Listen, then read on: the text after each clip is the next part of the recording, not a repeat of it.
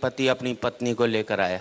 इसलिए नहीं लाया कि उसे प्यार करता है, इसलिए लाया कि खुद तो अपनी लुगाई को कुछ कह नहीं पाता, मुझसे कहलवाना चाहता है। भाई मर्द के बच्चों तो खुद बोलो अपनी लुगाई को, वहाँ सबकी टैं बोल जाएगी। कई बार तो मुझे ऐसे लगता है जैसे इस देश के पतियों ने मुझे सुपारी दी हुई हो कि हम तो कुछ नहीं कहेंगे, तू कह दियो हमारी तरफ से। या देखा जाए तो इस देश के पतियों का मैं अम्बेडकर हूँ। ये बेचारा शोषित समाज जो आज तक ऊपर नहीं उठ सका, इसको मेरे जैसे ही संतों की आवश्यकता है। तो इस देश के पतियों को एक संत मिला है, इसके लिए उसका स्वागत कर सकते हैं बोलो। पत्नी नहीं देखे बस इस हिसाब से ताली बजाओ।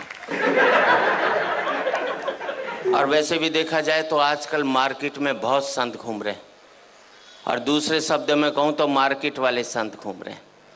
जिस संत के पास जाओ एक ही बात कहेगा, माया त्याग दो। बोले क्या करें? बोले मुझे दे दो। हर एक चाहता है वो तो करोड़पति बन जाए और आप बाबा जी बन जाओ। लेकिन मैं इतना ही कहना चाहता हूँ, अभी मैं अमेरिका गया, मैंने वहाँ देखा पति पत्नी बहुत प्यार करते हैं। सड़क पर चलते चलते प्यार कर लेंगे, ट्रेन में बैठे बैठे प्यार कर लेंगे। हिंदुस्तान में तो पति सारा घर में प्यार नहीं करता, बाहर के तो बात छोड़ दीजिए। इतना प्यार करते हैं अमेरिका में पति पत्नी की, उनका प्यार का कोटा 2 साल में पूरा हो लेता है, फिर वो तलाक ले लेते हैं। हिंदुस्तानी पति पत्नी सुबह प्यार करेंगे, शाम को माथा फोड़ लेंगे, तो जिंदगी भर प्यार का कोटा पूरा ही नहीं हो पाता। इसलिए हमारे यहाँ कहते हैं 7 जन्मों तक साथ निभाएंगे, क्योंकि हम एक जन्म में प्यार का कोटा पूरा नहीं कर सकते। हंसने की बात नहीं, आपको अगले जन्म में दूसरी लुगाई चाहिए, तो इस जन्म में इस वाली को खूब प्यार करो, अपना कोटा पूरा कर लो बस। भगवान अगले जन्म में दूसरी दे देगा, और नहीं कोटा पूरा करेगा तो 70 जन्म तक यही मिलने वाली है। हंसने की बात नहीं है, कल से जिस पत्नी को पति प्यार करने लग जाए तो समझ लेना साले के दिल में खोट है, वो चाहता ही नहीं कि अगले जन्म में ये बने। मैंने तो टेक्निकल बात बता दी। अच्छा, मैंने रिसर्च की कि इस देश में पति पत्नी से डरता क्यों? हमें जितनी भी ताकतें मिलती हैं सब औरतों से मिलती हैं। पैसा चाहिए लक्ष्मी जी के पास जाओ, बुद्धि चाहिए सरस्वती जी के पास जाओ, ताकत चाहिए दुर्गा जी के पास जाओ, आदमी के पास छोड़ा क्या? मेरे समझ में नहीं आया आज तक। हमारे शंकर भगवान विष्णु भगवान बिल्कुल खाली बैठे, एक पावर नहीं दोनों के पास में, जिसे कहते हैं ना मिनिस्टर विदाउट पोर्टफोलियो।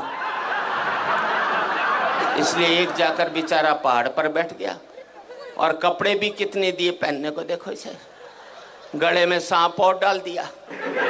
थोड़ी कसर बची थी तो जटा से गंगा और निकलवा दी ठंड के अंदर।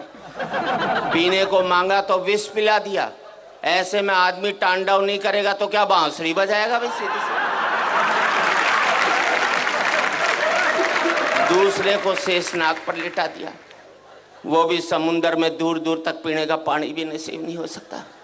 अच्छा, दोनों बेचारे आपस में रोना भी नहीं रो सकते कि एक पहाड़ पर बैठा एक सागर में लेटा है, वरना दुखी पति आपस में बात करके मन हल्का कर लेते। एक हमारी जान को आ गया करवा चौथ का व्रत, पता नहीं लुगाई कब तोड़ दे।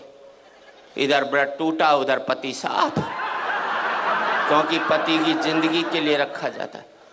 इस देश में 100 व्रत ऐसे हैं कि पत्नी नहीं रखे तो पति की सेहत खराब हो सकती।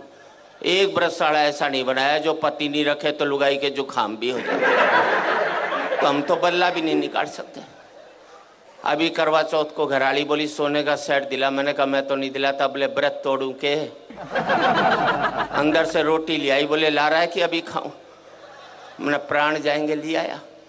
विदेशों में करवा चौथ के व्रत होते नहीं, इसलिए वहाँ तलाक हो जाते।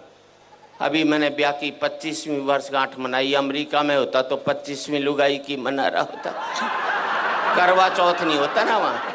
हमारे यहाँ पति पत्नी तो रेल की पटरी की तरह, मिलो मत साथ जरूर चलना पड़ेगा। अलग इसलिए नहीं हो सकते कि बच्चे स्लीपर बनकर दोनों को जकड़े हुए हैं, ना इसको इधर जाने देते हैं ना उसको उधर जाने देते। अच्छा, इस देश में हर एक पत्नी पति को एक धमकी जरूर देती है। मैं तो बच्चों की वजह से टिकी हुई हूँ, वरना कब की निकल जाती। अब मैंने अपनी लुगाई से कहा, मैंने देख सारे बच्चे ब्याह लिए, अब तो निकल ले। बोले ना जरा पोते का ब्याह और देख लो, उसने कभी नहीं निकलना। और मैं आप सबसे एक ही बात कहना चाहता हूँ, जिन परिवारों ने ये बच्चों के स्लीपर मजबूत रख लिए वो पति पत्नी इकट्ठे रह गए, जिनके ये स्लीपर कमज़ोर हो गए वो पति पत्नी भी अलग रह गए।